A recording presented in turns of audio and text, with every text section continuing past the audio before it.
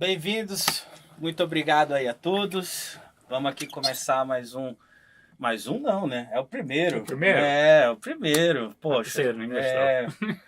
Então, Lab StayUP, um programa que visa ser aí dedicado ao S de Tecno. Ele tem esse nome aí para fazer uma referência ao Technolab, que é aqui a nossa casa, né? Para fazer as gravações, que é um hub que busca aí difundir, né, a música eletrônica aqui em São Paulo, nos seus mais diversos estilos. E a StayUP Forever, que é uma das grandes referências aí do S de Tecno mundial. Não é a única, né? Passa longe de ser isso. Mas é aí onde a gente quer deixar aí centrada uma grande referência. Para começar aí hoje, o nosso primeiro convidado é o Patrick. E aí, Patrick? Hi, how you doing? Yeah, let's go now in English style. We can, yeah. Yeah. It's a little better than my Portuguese.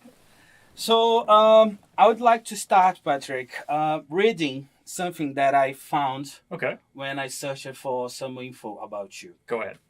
So Patrick DSP is an uncompromising techno stalwart who has been smashing sound systems around the world. His style has remained energetic, raw, powerful, no matter the current techno trends. See. This is important. It is important. Very important. Standing in front of a sound system while he works the decks is like standing in front of a moving train. It's not something that you will soon forget, See. But in a good way. In a good way, yeah. What do you feel about it? I think it's good. My friend Lisa wrote that. Okay. DJ Non-Compliant. She's from Chicago, I believe, or lived there for a while. And yeah, she's a great journalist and writer. And she's like, let me write a biography for you, because I don't like talking about myself. I, in Portuguese, would say "tem vergonha." I'm shy to do that. Yeah. Who not? Yeah, I don't have so much an ego. I'm not that much of a narcissist that I want to say so many things about. So I'll let someone else do it. And I think she captured it really well. Yeah, I believe so. When I read it the first time, I thought, wow, I found it. I found what I wanted. Yes. Yeah, because when I was doing this back offs, this back offs, just homework to get more information to do what we're doing now. Right. When I first found this at Discogs. Okay. When I read it, I said, wow, this is good. Yeah. This is good for a start. Yes. Yeah, so let's use it. And I'm glad you like it, man. I think it captures my sound and my personality as well. I've always I've been doing this for a long time, over 30 years. And I've always just kept with my kind of sound and what drives me forward. It may change here and there, but it's not because of what everyone else is doing. It's because what moves me forward and what excites me and pushes me forward. Yeah. And hopefully with that, I can push the crowd forward, or at least the people that listen to me, and get them to understand, like, this is my direction, and maybe you'll like it too. And let's go there together. Yeah. Nice, man. Nice. Yeah, that's my idea. So, labels. Yeah. Okay. So I tried to pick up labels that you have released records that I have the records. Right. So let's see something like Hard Signal. Yeah. Heroes. Yes. By Glenn Wilson. Yeah. Hydraulics by Henry, Dave the Drummer. Yep. Knee Deep by DJ Rush. Yes, that's correct. Jacks Up. Yes. Jacks Up Beats. Yes, Jack Up Beats. By Mix Jacks. Right. And we have Cluster. Favorite. The famous Cluster. Yeah. And now we're starting to talk about the labels that are related to StayUP Forever Collective. Yes. So Cluster Recordings, Maximum Minimum, StayUP Forever remixes with the Urban and Free remix. I think there was a couple other ones. I forget the name. Wow. But I think I've done another one as well. Please for a remix. Help me remind it. I don't remember it. I gotta Google it myself. but yeah. These are the ones that I have something, But I also have more, like Fine Audio, you have something. Right, that's right. Chris Liebing's label. Or X label, yeah. X label, and Submissions. Yep, that's right. Submissions as well. There's been quite a few. I think I have in total about almost over 200. I know that much. And thanks. It's just congratulations, my friend. You do something you like, just kind of keep doing it. But yeah, it's been all over. Some labels they don't last very long. Other ones, such as like Hydraulics, have been around forever. Yeah. And Heroes as well. It's a great joy to be able to work with people like that who actually have passion with it as well. And a lot of passion. And like your music and say, hey, let me invest some time into this as well. Yeah, that's the point. Invest some time, and you apply your time to get something for the label, and it gets what you're feeling at that time. I always think about that. A track that it's done, it somehow it gets what your state of mind at that time. Moment, yeah. Exactly at that time. So I like to sometimes to analyze music from people, and you see it going across the time. Yeah, a progression. So, a progression. Yeah, you may not always be proud of everything you do, but that's what you were at that time, and you progress better, different ideas. You realize this worked, this didn't, and you move forward as an artist. You grow as a person as well. So that's what life's about, I guess. It was not supposed to be my first question to you, okay. But let's get it going. Let's let flow. let it flow. Easy. Because one of the things I would like to talk about, it's when you are a very experienced producer. So what I would like to talk about is when you were producing back in the days, like 20 years ago, 30 years ago. Sure. You had some kind of gear, equipment, speakers, room, and all the processors. And it was some way of doing music. Right. And then technology changed. Changed it, and it started to add some things. And it was a moment when you added some things and you removed some things because technology helped you to change the way it was going. Right. And it was happening. And somehow nowadays we are in a condition that you only have headphones, a notebook, a good down, some good samples, a creative mind, a mouse, even and we are on this condition now. So I'd like to hear about this. Of course, you don't need the progression. To talk about this because it has changed a lot. You name it, I've owned it, sold it, bought it again, regretted it, was happy. But no matter what I've had in the past, it's helped me learn from it, known its limitations, what it can offer, the sounds, experimenting with it a different way, knowing what I like and don't like, and carrying that on to what I want in the future. Like, for example, one of my first synthesizer I had was a Juno 106, which was classic. And I loved it, and I played it, and I remember just, coming home after a party, playing with it and pretending I was Depeche Mode or something like that. Very, inspirations. Inspirations come from everywhere. Exactly, but it just has this very synth poppy 80s sound naturally. No matter what you do on it, you hit it and it just sounds like the 80s. And it's awesome that way. But I realized very quickly that while it is a great synth and it's powerful and does a lot of things, does great basses, it doesn't fit with the direction I want to go with my music. And I learned very early on that if I'm not using my music and not using it for my productions to actually finish something, get rid of it. I'm the business to business. It's a way to call it. I'm in the career of making music, finishing music, and that's my progression. I don't want to build a museum. I know many artists that want to collect this, want to collect that, and be like, I have all the Roland's XOX boxes, whatever, and this and that, and be like, this is what I do with it. And I've been in so many great studios, and all I can think of is like, okay, now show me the music you made with it. And a lot of them can't. Not that I'm saying that what I'm doing is better than what they're doing. It's what's right for me. Yeah. And what I value is the music that you've written. If you've written your music with just a laptop and a pair of headphones, good. As long as it sounds great and it's your sound and it speaks for you, do it. Congratulations. Pat Baines. Yeah. And but if all you do is collect synthesizers and let them sit there and you do nothing with it, to me that's heartbreaking. Like, you can have the best things in the world sung by whoever artist, but if it's just sitting there doing nothing, that's not helping anyone. At least make music and share it with someone.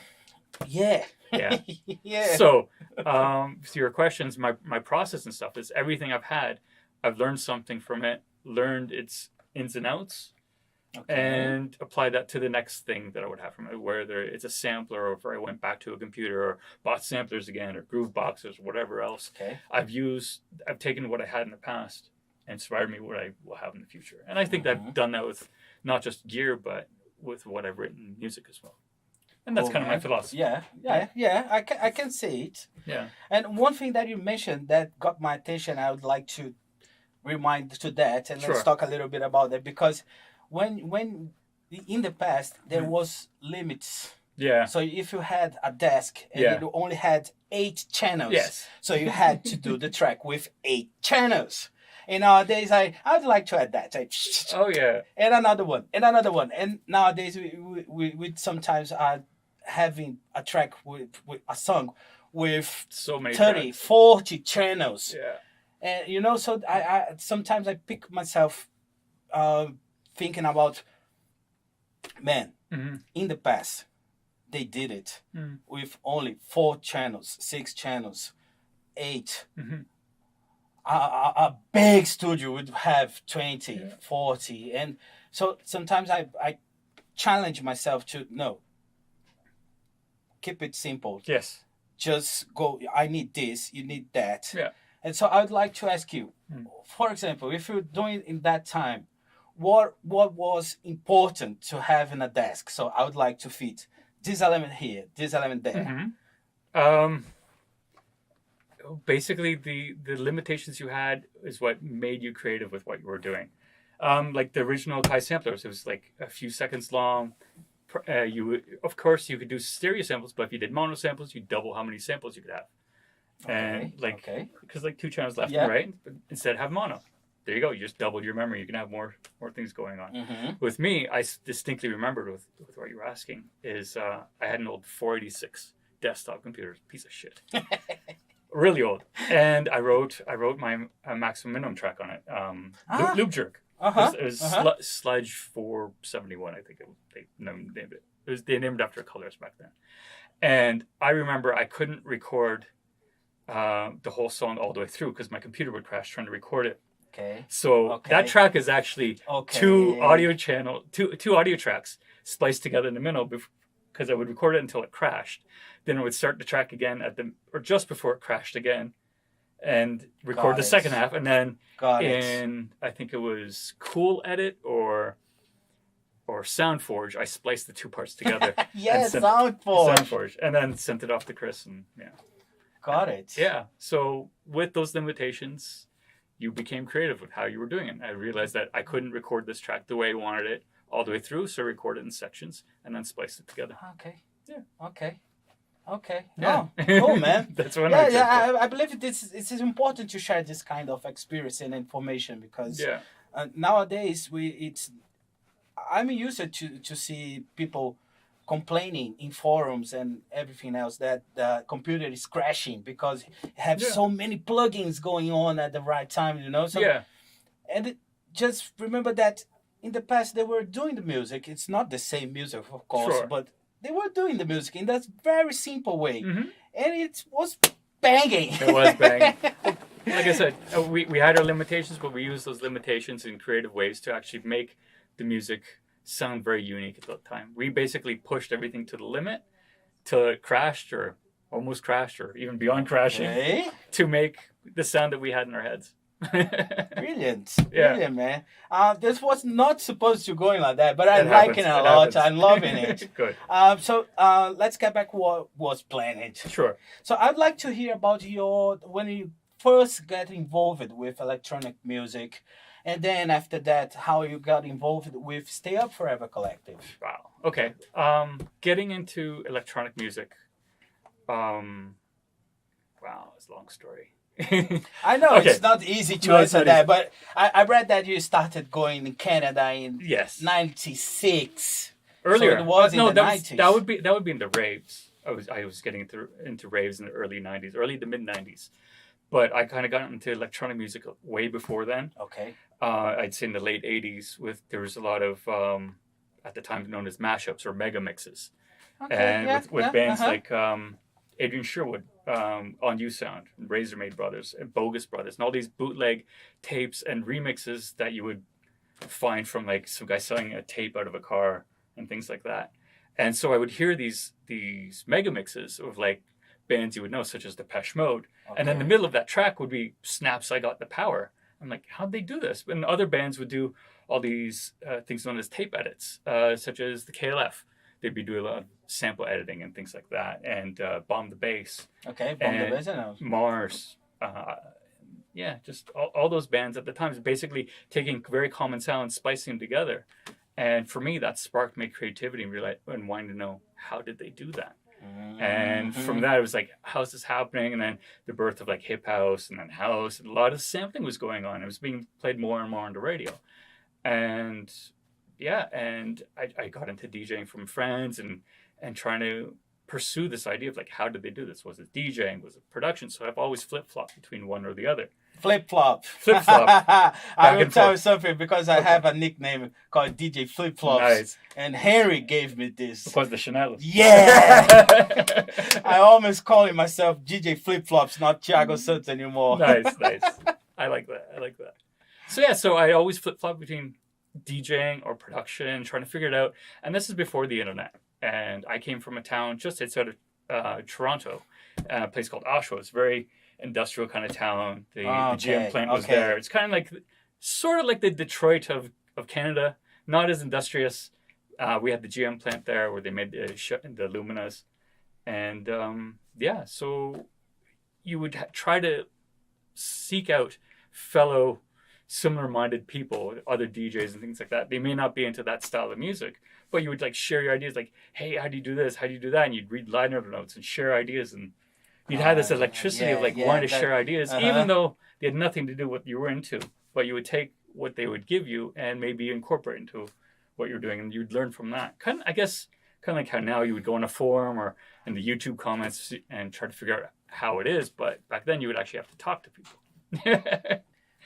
You see how the feeling is somehow the same, but it's happening in another way. Absolutely different way, but you also had this feeling of like, oh, this is like forbidden knowledge. You shouldn't know this, and you really had to dig and find out how to do this. And then when I started hearing about raves and electronic music and just music that was like without words, and I was always the kid that listened to music without words, and the weird one. Yeah, when it started without words. What the hell? With no singer. No singer. Patrick's the weird kid that listens to music without words.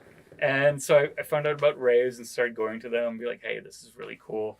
And from then I switched from just playing like, here we'd call it popero, top 40 music. Popero, of course. Eurodance, because that's what was commercially available. You would go to a record store in this small town in Oshawa, and that's essentially what they would have. You would have to go to either a big city or a different country to get techno or harder stuff, right?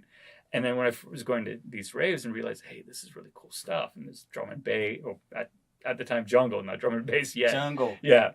And just house and techno and even trance stuff and acid trance, and you just get these evolutions of these sounds, and every month, every year, they progress more and more until eventually I fell into acid techno.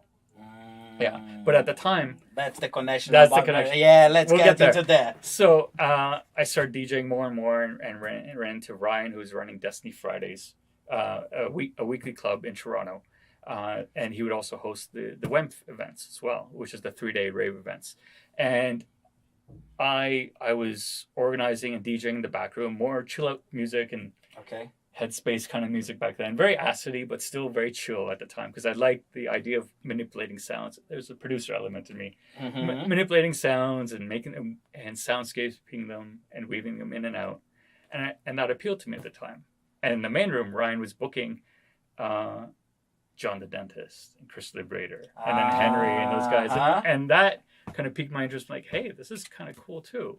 And so I got more and more into that kind of music and befriended them and started hanging out, and how that happened. Okay. That's how that happened. Just became friends, and I've known them for now 30-something years now. 30-something years. Yeah, because they started coming to Destiny Fridays around 98.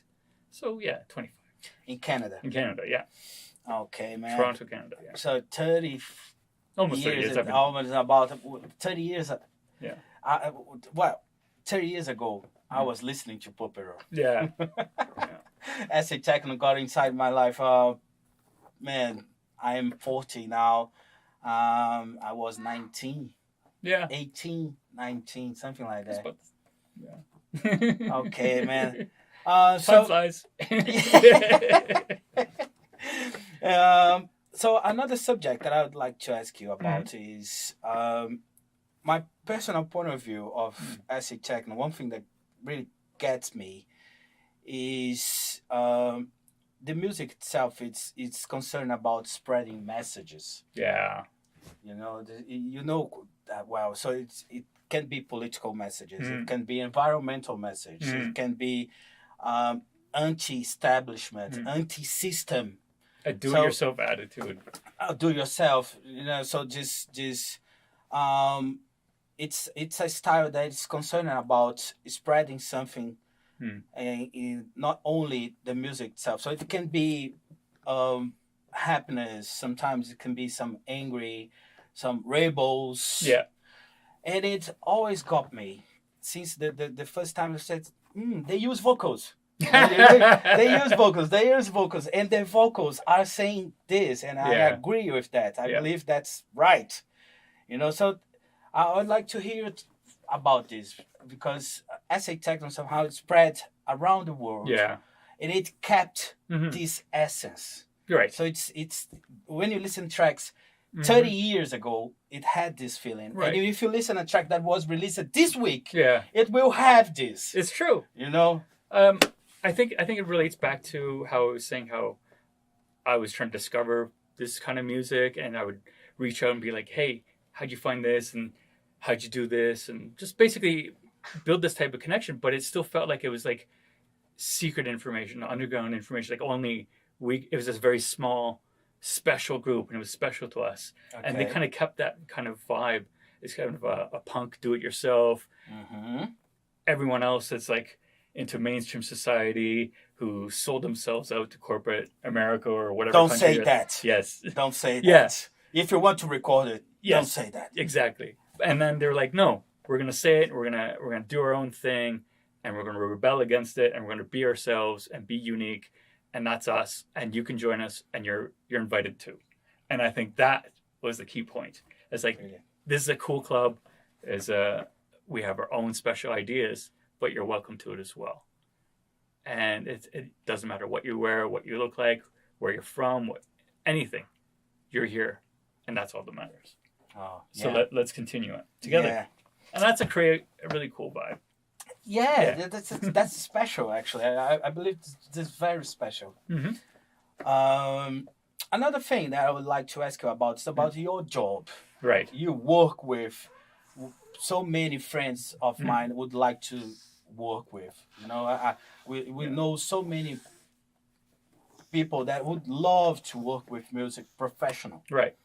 So I'd like to hear about the Neptune Studios. Right. And what are you doing now? What kind of job are you doing now?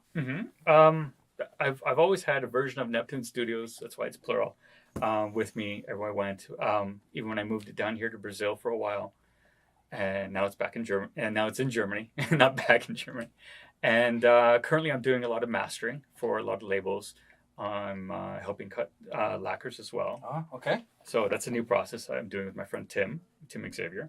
Okay. And but that's only special occasions, not too much, because I like to keep it very exclusive. Because I like to focus just primarily on the mastering side, because the lacquers take more time. Yeah, and I've been doing mixing for a while as well. I'll do that along with my mastering. I've done studio acoustics. I've done studio design, even Glenn Wilson's studio in Sweden. I've designed twice. Twice. Because he keeps moving houses. So he keeps bringing me down. We'll design it, do the acoustics and the measurements and things like that. And make sure the room sounds good, because no matter what equipment you have, no matter what speakers you have, if you can't hear it right, you're not going to be able to know what you're manipulating. Okay. So if you can't hear it, doesn't matter what you're doing. So it doesn't matter what equipment you have. The only thing that actually makes sounds is your speakers and your room. Because your room resonates. Yeah. Right. Yeah. So. And you need to know where. Yeah. And how because until we can jack the synthesizer directly into our brains and feel the electrical pulses of it. Cutting that and amplifying that. It's got to go through speakers or headphones, and so that all needs treatment to actually make it neutral and get you to understand it as best as possible. So I do studio design and consulting as well sometimes, but it's primarily nowadays just the mastering side of things, which I'm more than happy with. So cool, man. Yeah, it takes up most of my time. So we're going to the end of this interview, and I have only 2 more questions. Okay. And so I would like to ask you about labels, producers. Try to remember. You know, it's a tricky question because you sometimes you remember someone, but you forget another one. Yeah. But don't mind. Just have. It's really hard for me because I'm very privileged, and I will say this, that I get sent a lot of promos, like a few hundred a week constantly. It's a lot, and it's hard, and it's really difficult for me to go through it all. Plus, also do everything else that I'm doing, and I feel really bad because these people are like, "This is the work I've done. Here, check it out," and it usually takes me a while to check them out. But I will say one person that stands out right now. I'm going to butcher his name. He's from Sweden. He's from Marax. Marax. He's just released on Hydraulics. Oh yeah, Marax. So that's right? how. Yeah, I think that's how it's pronounced. No, I'm sorry if it's pronounced wrong. Yes, that's the point. I don't know how to say it correctly, but it's Maraxe. Yeah. So Marax. I'm guessing that's right. Okay. So his stuff, he's constantly producing on the same level, and it's just nice kick-ass stuff. Cool. I like it.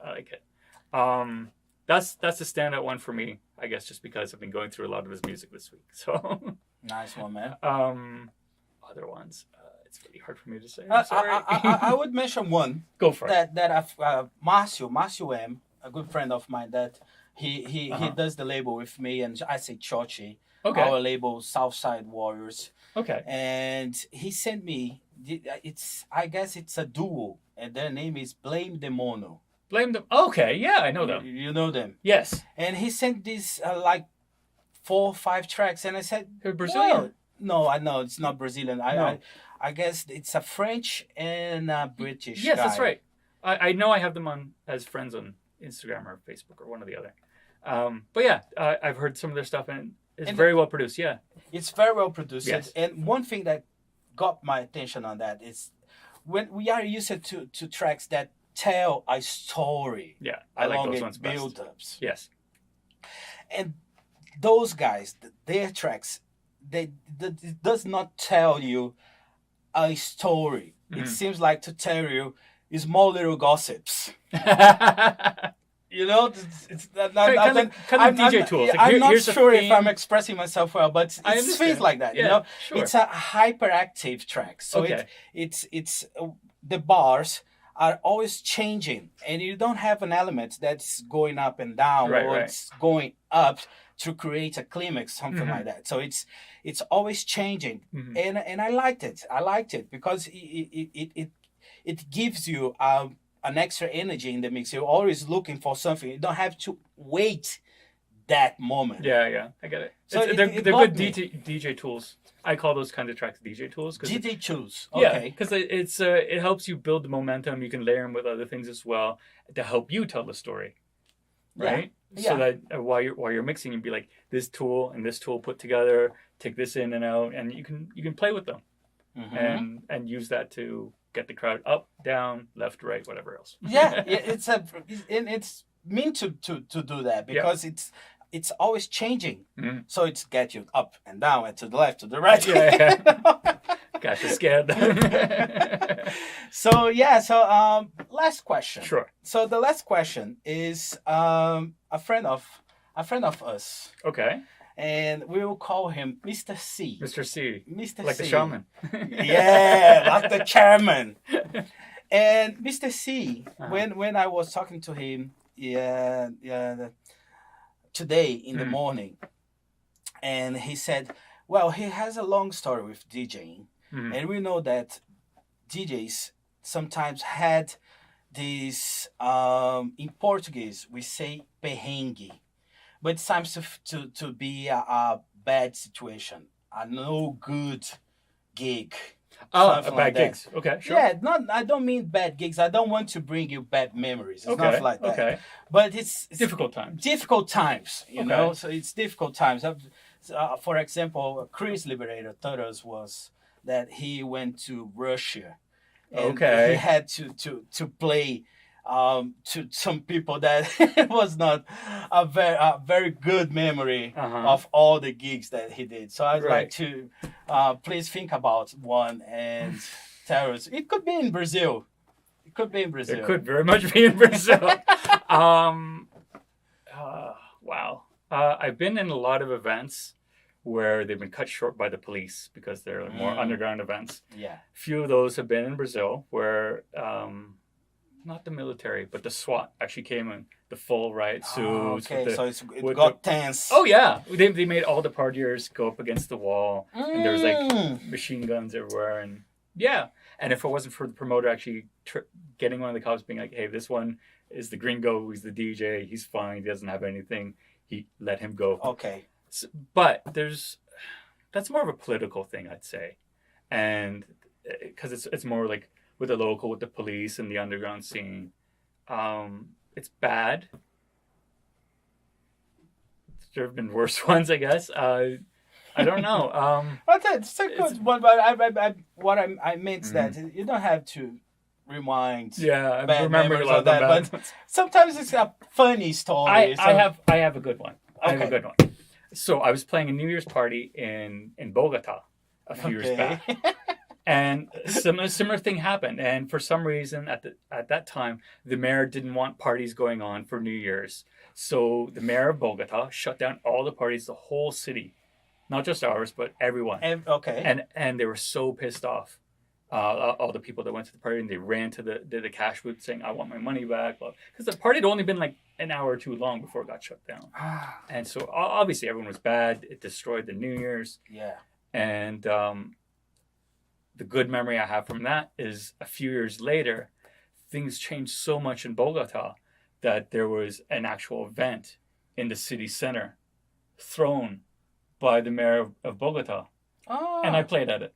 Oh, man. And it's really strange how things can change so much that the same person that shut down the party a couple of years earlier invites you to play at their main event in the city center, in the plaza.